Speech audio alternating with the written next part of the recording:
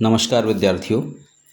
आज हम हिंदी साहित्य के अत्यंत महत्वपूर्ण विषय भारतीय काव्य शास्त्र के प्रमुख संप्रदाय इस पर चर्चा करेंगे।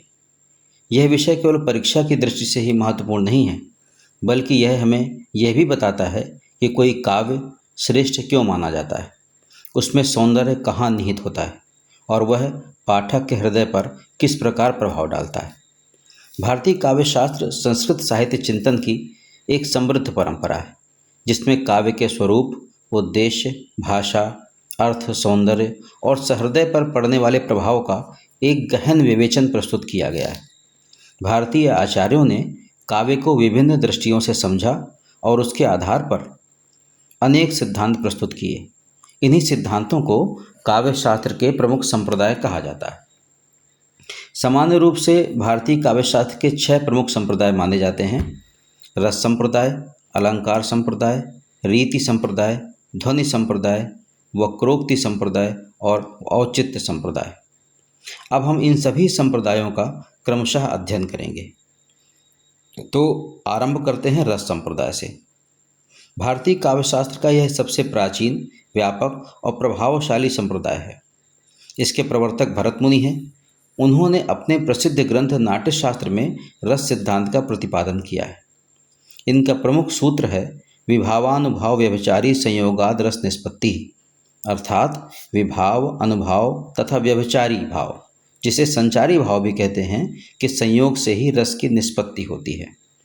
यहाँ प्रमुख 4 तत्व हैं: स्थायी भाव, विभाव, अनुभाव और व्यभिचारी अथवा संचारी भाव।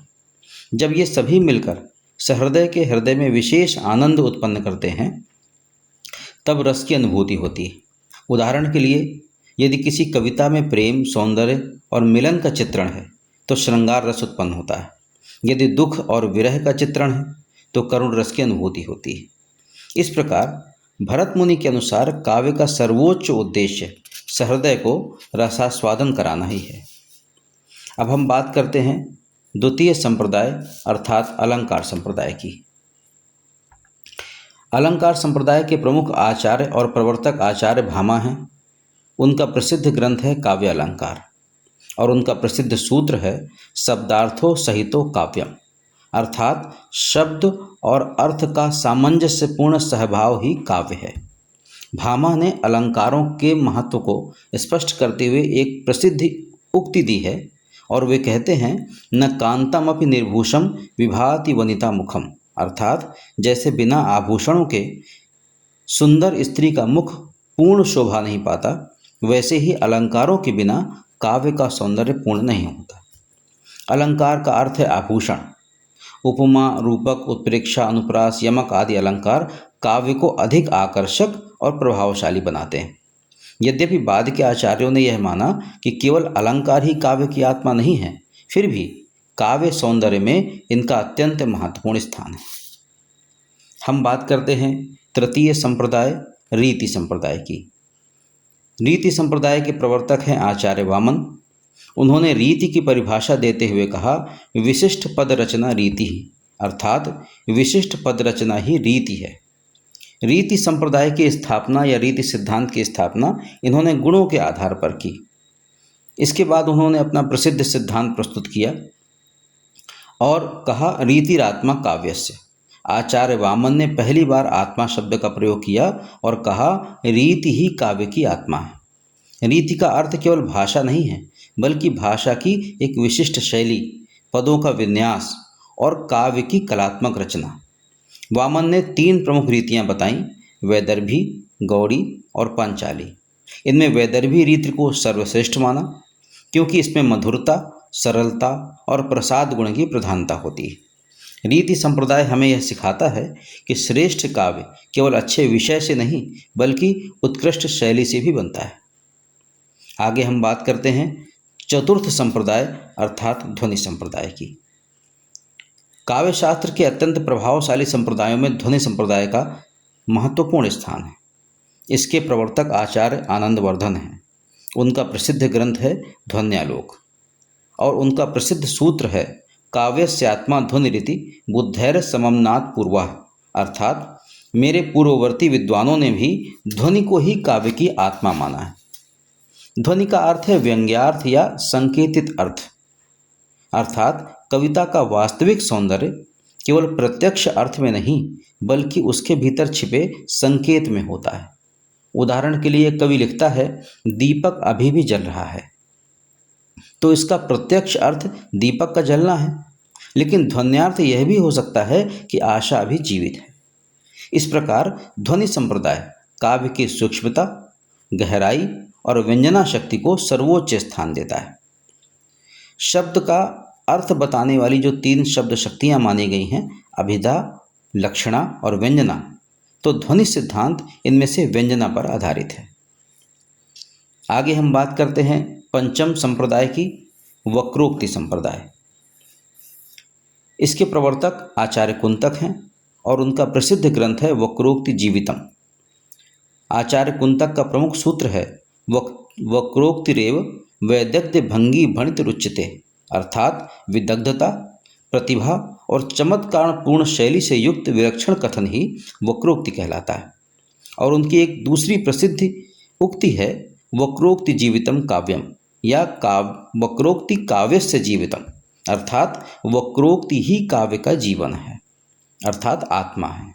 उनके अनुसार सामान्य बात यदि सामान्य ढंग से कही जाए तो वह साहित्य नहीं बनती, वही बात यदि नवीन, कलात्मक और चमत्कार पूर्ण शैली में कही जाए तभी वह श्रेष्ठ काव्य बनती है।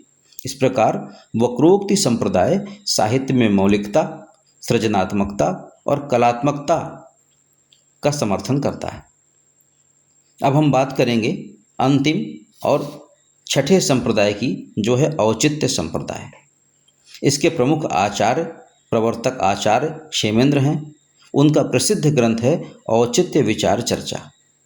इसका प्रमुख सूत्र है औचित्य रस सिद्धस्य स्थिरम काव्यस्य जीवितम, अर्थात औचित्य अर्थात उचित और अनुचित का ज्ञान या उचितता और सामंजस्य ही रसयुक्त काव्य का स्थायी जीवन या प्राण है। औचित्य का अर्थ है उचित स्थान, उचित भाषा, उचित पात्र, उचित भाव और उचित प्रसंग आदि आदि। यदि करुण प्रसंग में हास्य का प्रयोग कर दिया जाए या वीर रस में अत्यधिक कोमल भाषा का प्रयोग हो तो काव्य का प्रभाव कम हो जाता है। इसीलिए क्षेमेंद्र ने कहा कि श्रेष्ठ काव्य में प्रत्येक तत्व अपने स्थान पर औचित्यपूर्ण ढंग से प्रयोग होना चाहिए। विद्यार्थियों, अभी हमने भारतीय काव्य शास्त्र के सभी 6 संप्रदायों का अध्ययन किया। वस्तुतः भारतीय काव्य शास्त्र विश्व की प्राचीन एवं समृद्ध साहित्यिक परंपरा है और विभिन्न संप्रदाय काव्य के भिन्न भिन्न पक्षों की व्याख्या करते हैं और सभी सिद्धांत मिलकर काव्य के सौंदर्य एवं उसके मूल्यांकन का एक वैज्ञानिक आधार प्रस्तुत करते हैं। वस्तुतः कहा जा सकता है कि श्रेष्ठ काव्य केवल रस, अलंकार, रीति, ध्वनि, वक्रोक्ति या औचित्य में से किसी एक तत्व पर आधारित नहीं होता, बल्कि इन सभी के संतुलित समन्वय से उसकी पूर्णता सिद्ध होती है और यही भारतीय काव्य शास्त्र की सबसे बड़ी विशेषता है। इसी कारण यह परंपरा आज भी साहित्य अध्ययन और साहित्य आलोचना के क्षेत्र में अत्यंत प्रासंगिक और प्रेरणादायी बनी हुई है। हमने अभी तक सभी 6 संप्रदायों को पढ़ा, अध्ययन किया। एक बार पुनः हम सभी 6 संप्रदाय के प्रमुख जो ग्रंथ हैं, उनके प्रस्तोता अर्थात प्रवर्तक हैं, उनका एक बार फिर से अध्ययन कर लेते हैं, क्योंकि परीक्षा की दृष्टि से ये महत्वपूर्ण है। तो सबसे पहला संप्रदाय कौन सा है? रस संप्रदाय। और इसके प्रवर्तक आचार्य हैं भरत मुनि, जिनका प्रसिद्ध ग्रंथ है नाट्यशास्त्र। और उनका प्रसिद्ध रस सूत्र है विभावानुभाव व्यभिचारी संयोगाद रस निष्पत्ति, अर्थात विभाव, अनुभाव तथा व्यभिचारी भाव, जिसे संचारी भाव भी कहते हैं, कि संयोग से रस की निष्पत्ति होती है। दूसरा जो काव्य संप्रदाय है उसके प्रवर्तक हैं आचार्य भामह और उनका प्रसिद्ध ग्रंथ है काव्यालंकार और प्रसिद्ध सूत्र है शब्दार्थो सहितो काव्यम, अर्थात शब्द और अर्थ का सामंजस्यपूर्ण सहभाव ही काव्य है। और इनकी एक दूसरी प्रसिद्ध उक्ति है, न कांतम अपि निर्भूषम विभाति वनिता मुखम, अर्थात जैसे बिना आभूषणों के सुंदर स्त्री का मुख पूर्ण शोभा नहीं पाता, वैसे ही अलंकारों के बिना काव्य का सौंदर्य पूर्ण नहीं होता। तृतीय काव्य संप्रदाय है जो आचार्य वामन ने स्थापित किया, उसे कहते हैं रीति संप्रदाय। और आचार्य वामन का प्रमुख जो ग्रंथ है वह है काव्यालंकार सूत्रवृत्ति।